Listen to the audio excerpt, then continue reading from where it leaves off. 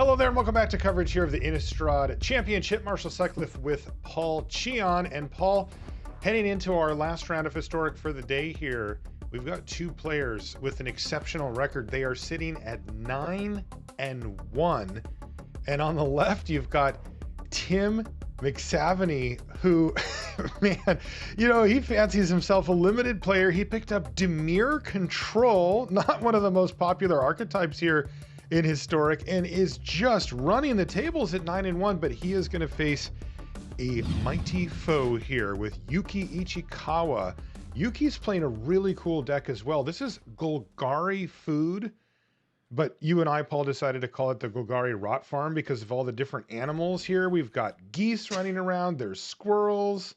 What else do we have? A cat? There's cats. Random cats. You know, every good farm has a cat running around. So what do you make of a matchup like this? I mean, we see a pure control deck for Tim, but Yuki can grind, no doubt about it. Yeah, absolutely. And I think one of the big cards in the matchup is going to be Trail of Crumbs. If you can get that down, that is a really, really good way to kind of get ahead on cards in this matchup. The Dimir deck really has a tough time with enchantments. So if Yuki can kind of land a Trail of Crumbs and just find ways to generate food, he can try to kind of go over the top in that fashion. Yeah, you know, and it's interesting that you bring that card up, Paul, because one of the things that you get when you play straight Golgari versus adding the Jund flavor to it is you become very Trail of Crumbs centric. They run all four of them, and they can trigger them basically every turn. I mean, this is a Trail of Crumbs deck in many ways. Yeah, absolutely. Speak of the devil, there it is. Trail of Crumbs on the battlefield here on turn 2, and that's big problems here for Tim because he doesn't have a way to get it out of here. Yeah, and Yuuki Ichikawa here, take a look at his hand. No shortage of ways to generate food here. Now, of course, he's going to need to convert these resources to threats, right? Fairly soon, just because, of course, if you get to the real late game and you get to the point where Tim MacSaveny just starts casting a bunch of Torrential Gear Hulks, then maybe all these little cards that you get from the food may not matter in the end. Yuki's ready for the holidays. 3 stores of food sitting over there with 2 geese flying around as well. So he's got a whole lot ready to go for this Trail of Crumbs. And, you know, if you've ever seen the combo, you know, Gilded Goose plus Trail of Crumbs is a really nice little 1-2 punch as well. And Yuki's got it all set up. Can Tim deal with this board? He actually can. He's got double Fatal Push. He does. And at the very least, I would expect Tim to go for perhaps 1 Fatal Push here on one of the geese. But probably wants to keep up the Archmage's Charm for any threat that Yuki might potentially play. But looks like he's actually just going to choose to hold on to these pushes and maybe recognizing that the most important creature that he wants to kill potentially is Ravenous Squirrel. And just making sure that he has the answer to the Ravenous Squirrels because the geese don't actually put a clock on Tim. That's right. Also, an interesting card to note here that's an innovation that we've seen in a couple of decks, but really all in here for the Yuuki Ichikawa deck is the Meathook Massacre. He's got 1 in his hand, and he actually has 4 in the main deck. And Paul, normally, if you have 4 sweepers and you're facing a blue-black control deck, you're pretty bummed out, but that might not be the case here. Yeah, definitely. The thing with the Meathook Massacre, of course, it's mostly here for the anticipated humans decks, right? It's just a great sweeper. It costs 2 mana, allowing you to put it into your deck and Lurrus in your deck at the exact same time. However, you know, in creature decks in matchups like this, if you can still just get down a Meathook Massacre, and let's say you get Cat Oven going, I mean, that makes it so that, you know, every time one of your creatures dies, you get to drain your opponent down, and that can eventually end up adding up over time. Yeah, Meathook Massacre is very interesting in the realm of sweepers in that it's a permanent, right? Like that part's already strange because, well, when you cast it, it feels like a sorcery, but it actually stays on the battlefield. And that also means you can search it up with Trail of Crumbs and that kind of stuff too. So really cool innovation from this team. And you know, they realized that they had something special here and they play all 4 of them. Yeah. Uh-oh, there's a Witch's Oven in hand now for Yuki. Yeah. One thing here is, I mean, Yuki has found lots of cards. No threats, though, right? Nothing. I mean, Tim's still looking at a healthy 20 life. He's got a Shark Typhoon in hand. He's going to cast this Beholden Multiverse. So it's good. You know, it's not going to take long before Tim starts deploying his win conditions very soon. Yeah, I'm curious to see if the Archmage's Charm wants to take care of Witch's Oven as well. It looks like no. Well, if any, I mean, what might even be better is just using the charm to steal. That's what I mean. Yeah, just right. Yoink it. But he may prioritize Behold the Multiverse for this turn. Let's see what he does. Yes.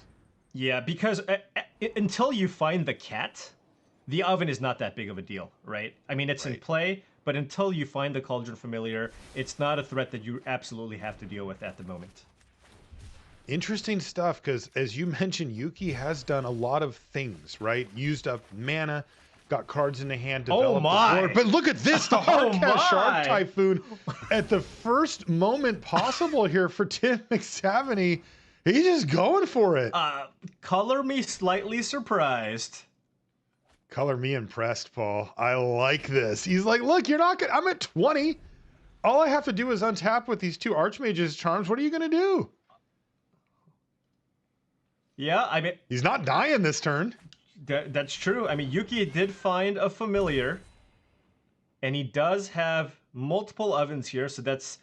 He will be basically... He will be able to drain for 2 a turn. Also, keep in mind, he can play a Meathook Massacre for 0 here, right? So now every time Cauldron Familiar dies, that's an additional point of damage. So he's got a clock here, set up here. He definitely has a clock. Look at this. It's a fast clock too, because remember the stores of food that he had left behind, and also Trail of Crumbs will keep the action flowing.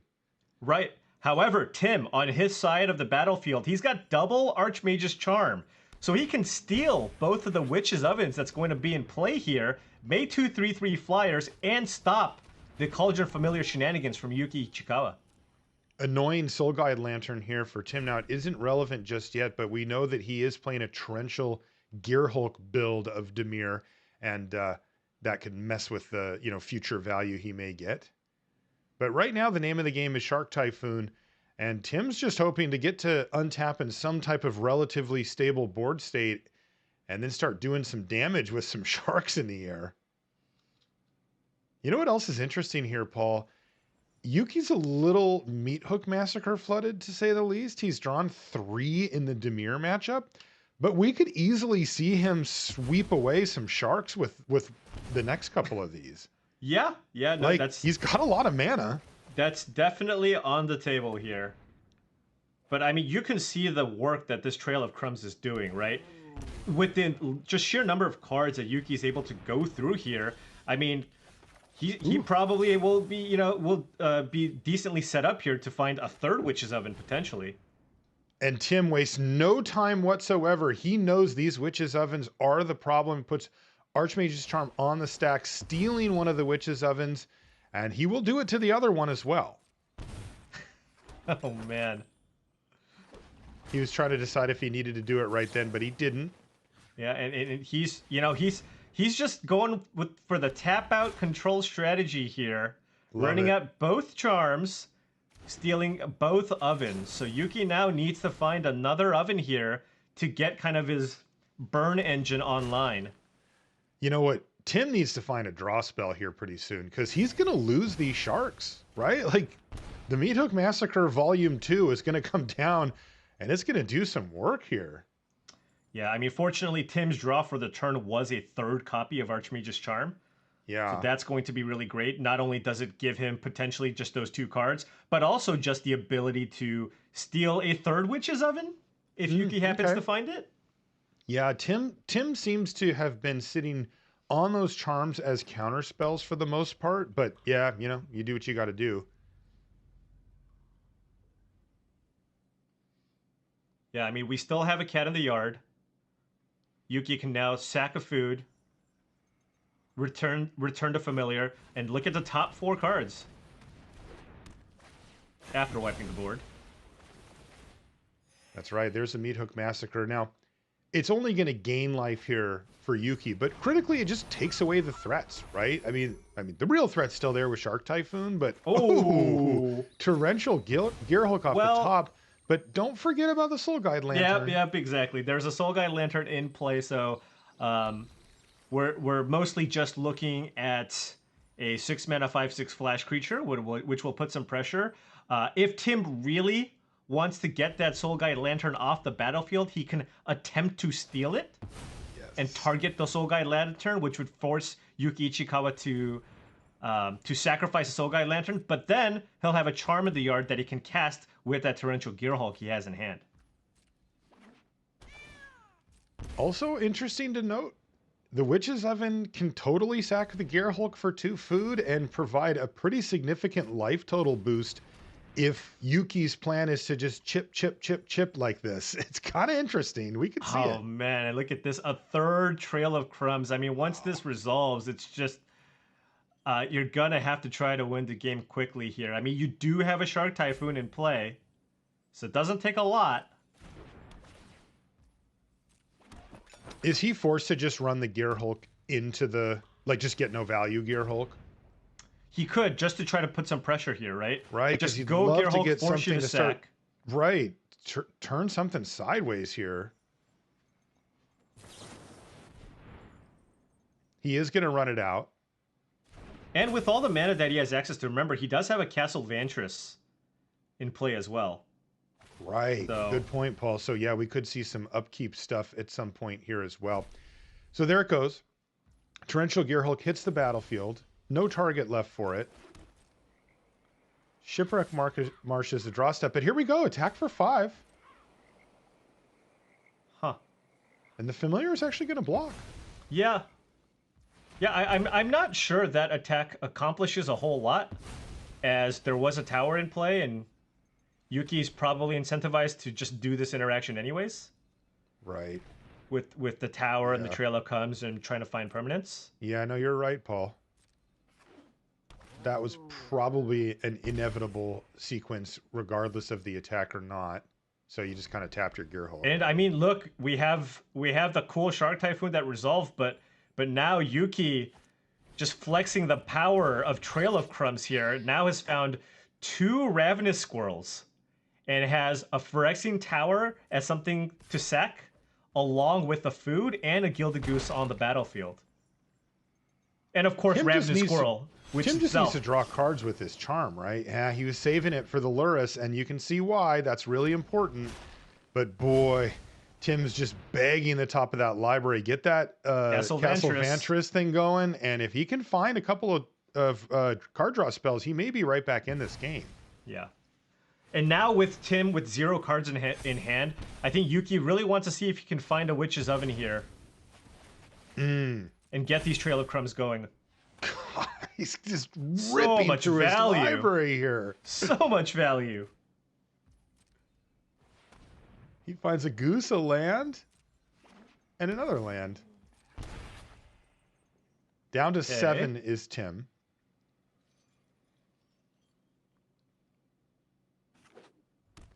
Yeah, Tim's in trouble here. He definitely is. Huh. Vraska's Contempt. Is there a window to get the cat? Well, so there's not an active tower. So the Contempt would actually be okay here. Oh, no, excuse me. There's a Ravenous Squirrel on the battlefield. But it is a way to still just get that off the battlefield. And you, of course, want to keep the Consider on top with the Shark Typhoon in play, as it just gives you basically a free 1/1. Yeah, and I mean, I'm not kidding. Those Witch's Ovens could do work here for Tim, because normally he just has to watch his life total dwindle, and unless he can provide a clock, it's not going to be good enough. But that's not the case here. Like, he can generate a decent amount of food and actually buffer his life total by quite a bit. Yeah, but I mean, Yuki's drawing so many cards. You have to imagine he's going to be able to find enough here to drain Tim away, right? I mean, we have a Meathook Massacre. He found the 3rd Witch's Oven here. He's got a 2nd Familiar in hand. It does feel like he's going to be able to just drain him out. Also, keep in mind, he can just play all the creatures in his hand, then play another Meathook Massacre and wipe his board. Now, he's got to be careful about just wrathing his entire side of the board, because, as you mentioned, Tim does have Witch's Oven in play. He can sack a big creature and gain 6 life here. Yeah, he can do that, and then if he survives the turn, he can even do it again if the creatures are still there. I mean, he could make 4 food tokens this turn, sack 2 of them, and then sack the other 2. Like, it's a lot of life. Also, But look at all the cards in hand for Yuuki. I just want to call out Reed Duke. He was he's watching this match, and I want to say maybe about 10 minutes ago, when it looked like Tim was in a decent position, Reed basically said, no, Yuki's going to win in 10 minutes from now. And that's basically what's happening. So, yeah. He's rarely wrong. That's awesome. Yeah, I mean, the writing was on the wall with the Trail of Crumbs, right? The second one hit the battlefield, and it was like, okay, Tim can hang around, but is he going to be able to overcome that? And so far, the answer's been no. Well, I mean, Tim is using the Witch's Ovens that he stole to basically stay alive here. That Meathook Massacre being surprisingly relevant in a control matchup here. Yeah, and it looks like Tim is trying to be proactive and maintain Witch's Oven activations as much as possible. He just threw a 4/4 in the bin. Thoughtseize. I mean, I don't even know if it's worth it at this point. It makes a 1/1, but I mean, I think that's true. You get the life back, so yeah, it is worth it.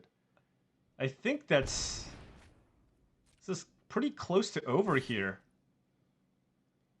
Really? Yuki's life total is under no pressure here, right? That's true. And Yuki just continues to pull ahead on cards here, right? I mean, Tim has to sacrifice his 1/1s to stay alive.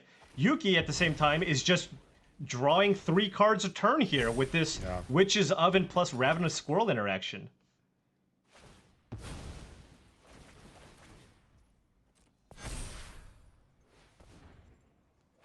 Excuse me, Cauldron Familiar. Right. I'm wondering what he's looking for. I guess you could find Witch's Oven number 4. That'd be a nice one.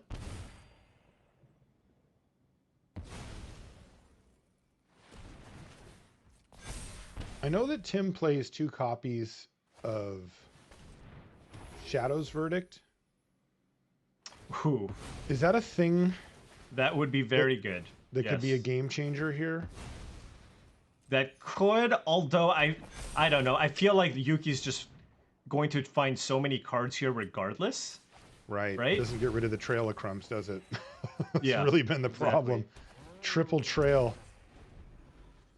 And Yuki, very comfortable piloting this deck as well, as you could see him quickly going through all of these triggers and interactions. And look at this, he's going to fire up Hive of the Eye Tyrant. That cannot be good for Tim. Is he going to have to chump block this Ravenous Squirrel? Oh, definitely. We're going to see a block here on the Squirrel and then a sacrifice. So now Tim can go up to 12, right?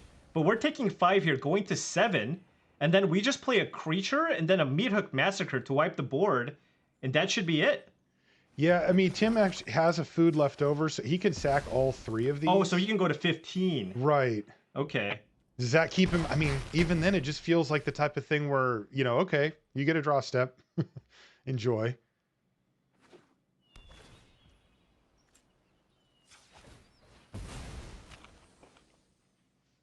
Now, this Golgari food deck is sweet. Oh, does Tim not have the mana to go to 15? I think he does.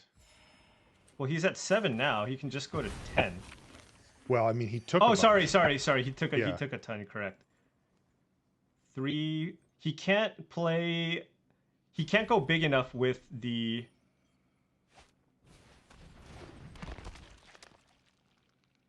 Oh, excuse me. He discarded the Meathook Massacre here. Yeah, and it's Hall of Storm Giants, which is basically not even close to good enough. And Yuuki Ichikawa says, you like drawing cards? You should play green-black, not blue-black. Yeah, and goodness. You saw just even in that game for many turns, Yuki just didn't even attack, right? It was many turns before he attacked. I mean, that last turn was the first attack for 6 or 7 turns. He simply just drained Tim out. Yes. Yeah, I think he only did 5 damage like with his creatures, and everything else was drained. And that's with Tim having gained 18 or 21 life from all of the food. I mean, it's not even close. Wow. Yeah, and despite the work that Meathook Massacre did, at the end of the day, it's still a removal spell for the most part. So Yuuki is choosing to trim on them and only playing one after sideboard, likely bringing in Thought Seizes and other ways to interact with what this control deck is trying to do.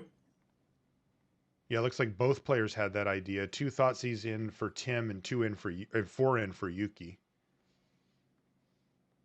Interesting Thoughtseize from Tim's side. Mm-hmm. Maybe as just probably just a nod to Trail. Yeah, that's what it feels like. Just a way to get Trail of Crumbs.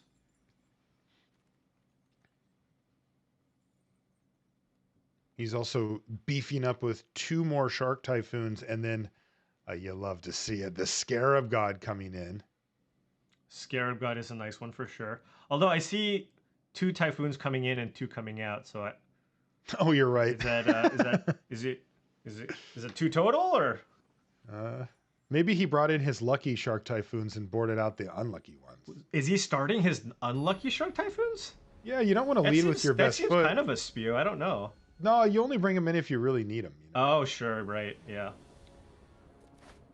Scarab God coming in makes me happy. Okay, game number 2 incoming here between Yuuki Ichikawa and Tim MacSaveny. 4 Thoughtseize. All of the Thoughtseizes. Okay, and we are underway. Clunky hand here for Tim, it must be said. He's got 4 mana, 4 mana, 5 mana, and then maybe he could just cycle for 2.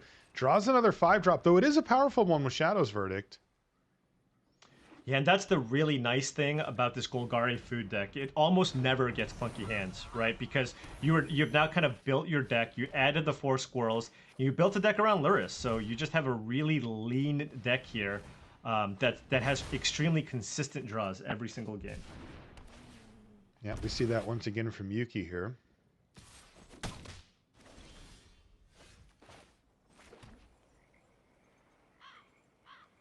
Hold the Multiverse Sensor are added to the hand here for Tim off of the Shark Typhoon cycle plus draw step for the turn.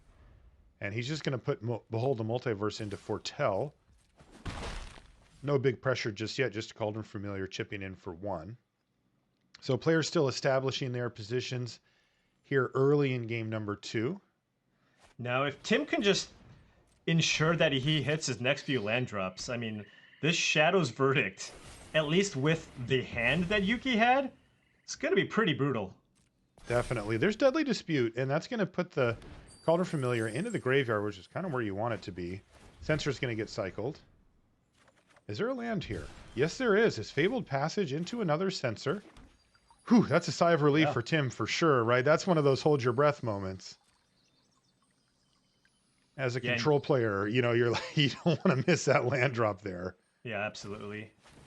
Yuuki really wants to see a Thoughtseize here off the top. Yes. Get that Shadow's Verdict off the battlefield.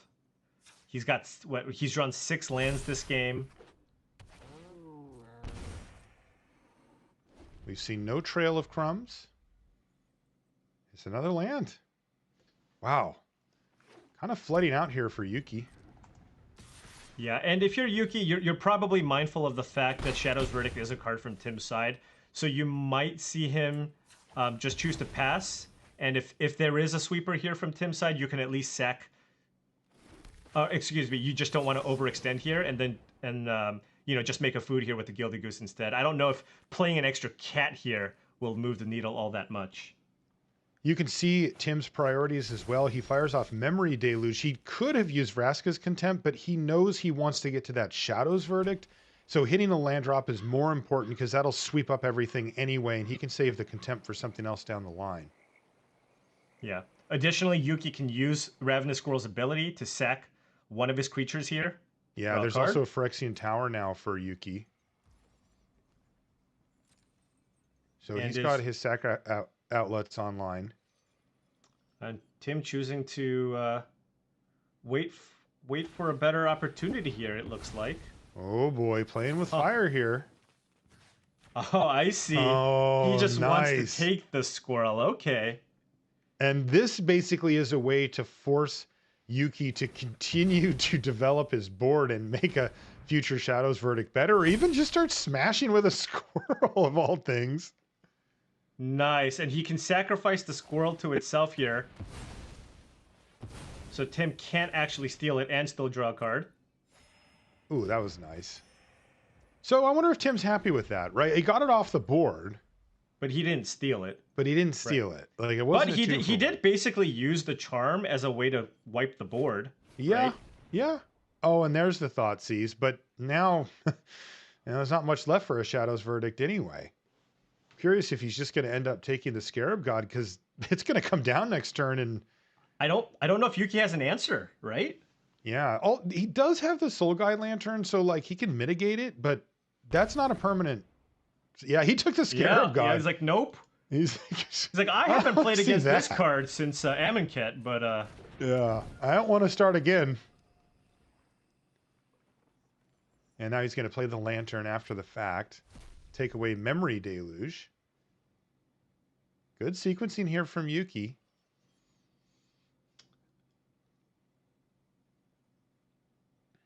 Tim's just like, put a 2-drop on the stack. Just, I dare you. Just do it. Yeah, I mean, if you're on Tim's side, things still just look really, really good, right? I mean, you have a Behold the Multiverse there. You have a Shadows Verdict here. Not too concerned. Yuuki is likely going to wait to play his squirrel so that he can at least get some value if Tim chooses to use a removal spell on some of his creatures. Right. Right.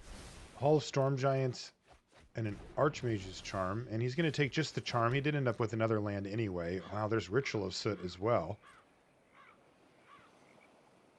Yeah, a lot of action here for Tim. Yeah. And a lot harder to grind through what the blue-black deck's trying to do here without this Trail of Crumbs. So... yeah, Yuuki needs to work on spreading out his Trail of Crumbs draw. He drew all three, or 3 of them in the first game and 0 in this game. Yeah. 1 and 2 would have been much better. Now, I mean, with all this mana available to him, this Ravenous Squirrel's pretty good here. You can sack, remember, you can sack creatures or artifacts to gain a life and draw a card here. So if Tim chooses to use a spot removal spell on the squirrel, it'll just replace itself. And, this has just been that, extremely powerful addition to this deck. And really the probably the missing piece to make it so that you can really just go into straight Golgari food instead of the previous versions where you did have to go 3 colors and play Jund food. Right. Yeah, and Ravenous Squirrel being an extremely easy to cast 1-drop, right? It's effectively colorless in this deck, and it's only 1 mana, right? Anytime you could find a card that cheap that has a big impact, it can be an archetype changer for sure, and it seems to be the case. Yeah. I mean, look at what's happening right now. Yeah, he's going to sack the squirrel here and just replace the squirrel's itself. a 4/4. Yeah, I mean, look, Yuki's got 5 cards in his hand after all of this. Oh. Then the Ritual of Soot resolves. And he found the oven. And there's a Trail of Crumbs. Oh, there's a trail. And he can even Thought Seize to clear the path here. Yeah, I mean... wow, Yuuki. If Tim lets this resolve, he's going to take the charm here. And that means that Yuuki knows the way is clear here. Oh boy, is there a negate or something? Yeah. Yeah. No. So now we're going to have a Trail of Crumbs and a Witch's Oven. With a Cauldron Familiar in the yard already. And 1 in hand here to kind of get the chain going. Well, he also has a food in play with the Trail of Crumbs too, so... just have to be mindful still of Shadow's Verdict, because remember, it does exile all creatures in graveyards. Right. With converted mana cost 3 or less.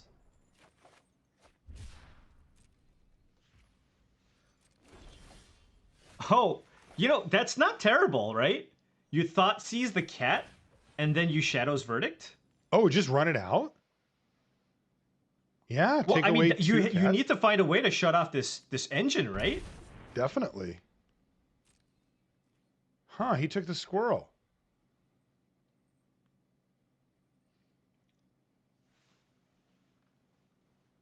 That did seem like the window to take out that the the whole cat oven thing, at least temporarily. Yeah, at least in the short term. I mean, Yuuki still has lots of things, lots of plays available to him.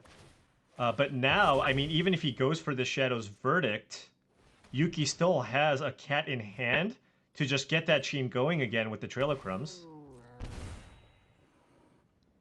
Yeah, Tim deciding that the squirrel was more pressing of an issue, but he may regret that as the cat oven trail combo. We all know how this goes.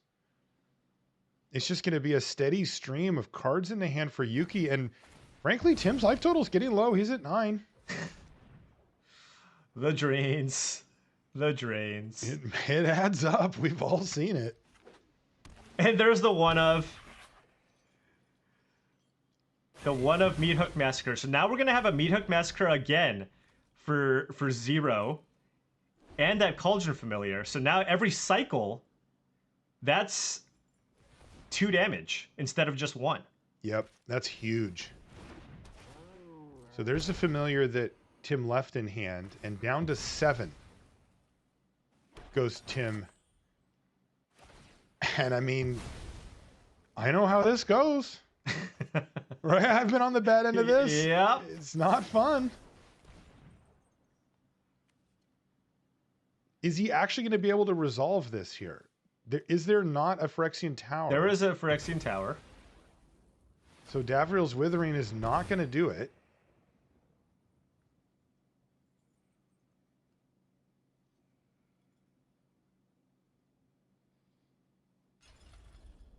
Yuki's debating on if he wants to put Lurrus into hand. He does have that 2 mana floating here. Doesn't really have too many great plays. You could run out a Squirrel.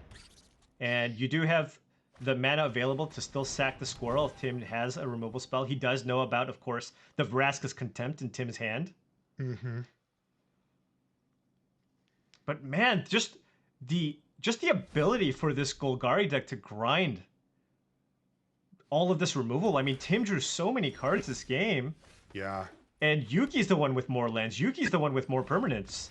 And Tim's going to pack it in. That is Yuuki Ichikawa picking up a 2-0 victory